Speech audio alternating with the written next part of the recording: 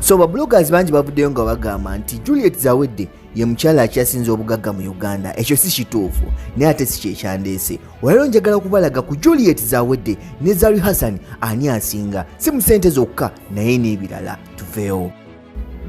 So mbate eno tugenda kusooka tulabe egi yaabwe oba emyaka, tulabe bizinesi zaabwe, tulabe talents ze balina ani asinga talenti, tulabe beauty oba ani asinga obulungi. Olwo nno tukwate ku bizinesi zaabwe tutegeere ku bombi ani asinga akasente. Kati beerawo wetegereze. So awatali kumala budde tutandike ne age oba emyaka. Points tugenda zigaba out of 5. Tutandike ne Zari Hassan. Zari Hassan yazaalibwa nga September nga 23 September 1980, ekitegeeza right now alina emyaka 44. Mukyala musoga okuvaawo ejjinja. Otudde ku saidi ya Zawedde yazaalibwa nga 17 July 1979, ekitegeeza alina emyaka 45 ng'ono Muganda era yeddira fumbi. So ekikwatagana ne age bw'otunuulira bano ababiri nti ono alina emyaka 45 ntegeeza Juliet Zawedde ate Zari Hassan alina emyaka 44, beesinga just omwaka gumu. Awo points bonna tugenda bawa nnya. Yeah, we're talking lifestyle, that's why you see. So tweyongereyo ku talent. Atokere ku Zari Hassan. Zari Hassan a songwriter, muyimbi ate entrepreneur. Nga Zari Hassan alina ennyimba ennyingi naye kubabalirako kambabalire ziri 3. Oli wange, Hotter Than Them ne Toloba.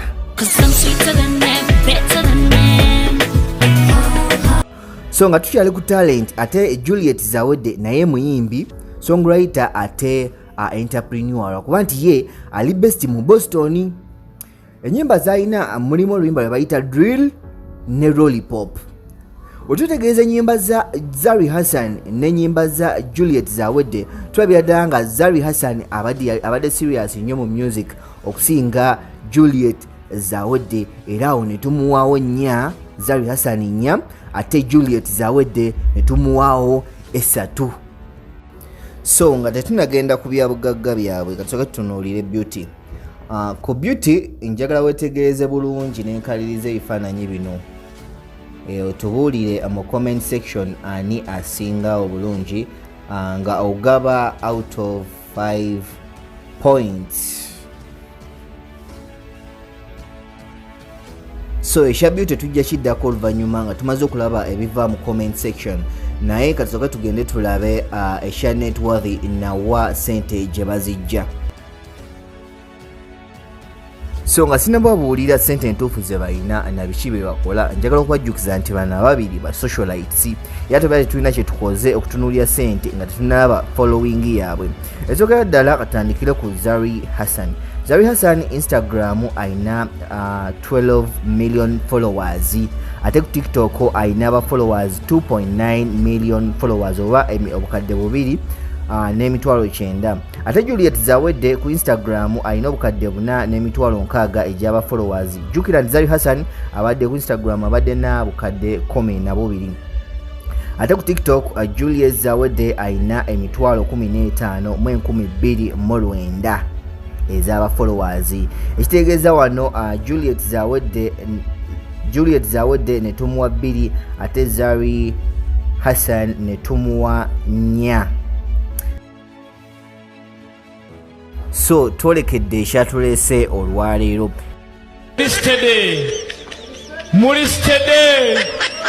Mulistede anti kigenda kutokota. Kasandikire ku Zari Hassan business wise.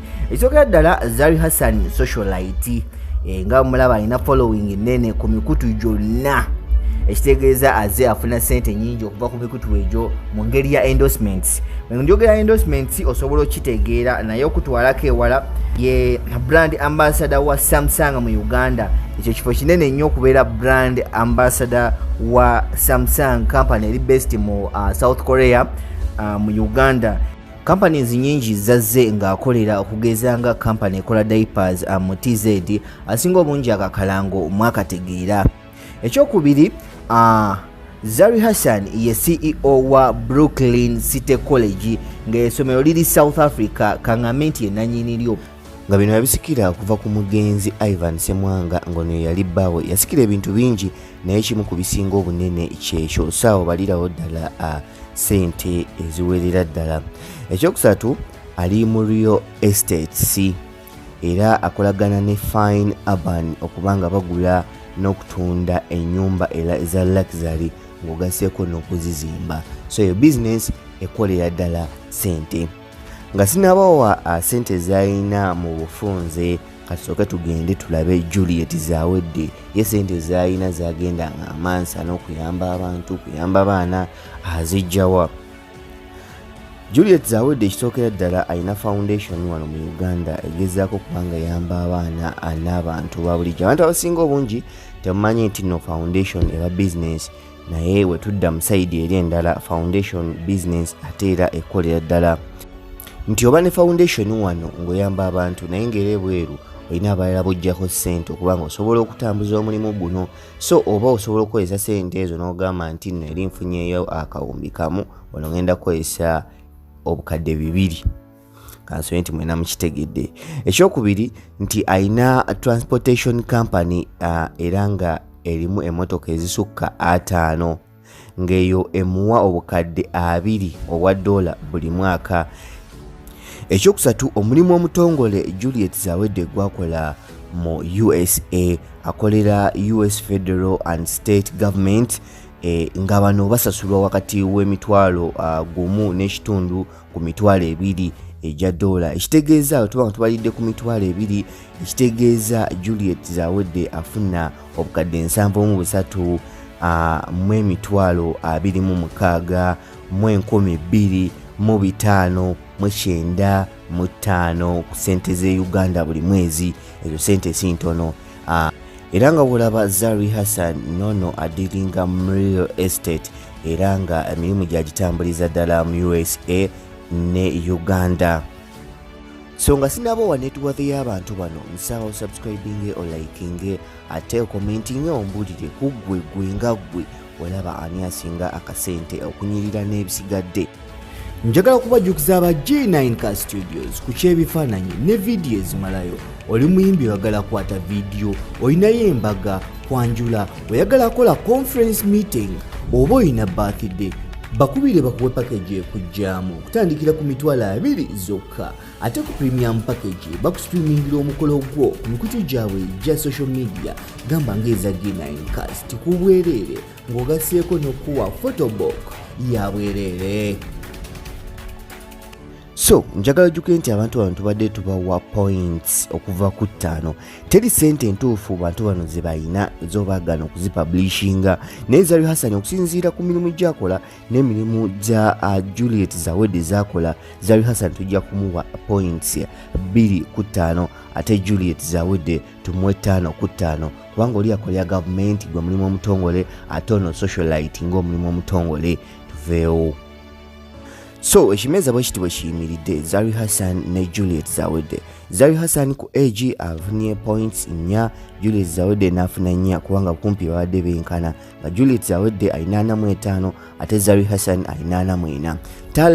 Talent wise Zari Hassan afunye 4 ate Juliet Zawedde n'afuna 3 lwansonga ennyimba za Zari Hassan ezimu tuzimanyi, ezisinga obungi eza Juliet Zawedde totuzimanyi. Ku following Zari Hassan afunye 4 ate Juliet Zawedde n'afuna 3. Loza mwalabye nga Instagram Zari Hassan aina 12 million ate nga ku Instagram Juliet Zawedde aina only 4 point something views amanyanga following y'abantu ku Instagram. Then ku beauty Zari Hassan tumuwadde 4, Juliet Zawedde ne tumuwa 3. Kangende mu comment section ndaba ate mu ku beauty mubawadde mutya. Ate mu business wise Zari Hassan tumuwadde points 2 ate Juliet Zawedde ne tumuwa 5. Ensonga nti naina omulimu omutongole ate nga munene n'ekirala bba wakyali mulamu ate musajja mugagga nnyo. Awo ku business wise tumuwadde 5. Wetuba nga tugase points zino tugenda okumaliriza nga Juliet Zawedde ne Zari Hassan basimbaganye na bonna nga balina 18. So Juliet Zawedde mugagga ku Zari Hassan nate tekitegeeza nti Juliet Zawedde mugagga asinga mu Uganda. Omukyala asinga obugagga mu Uganda ye Jesna Luperelia nga ono alina ssente ezaddala sinzira ku Forbes magazine.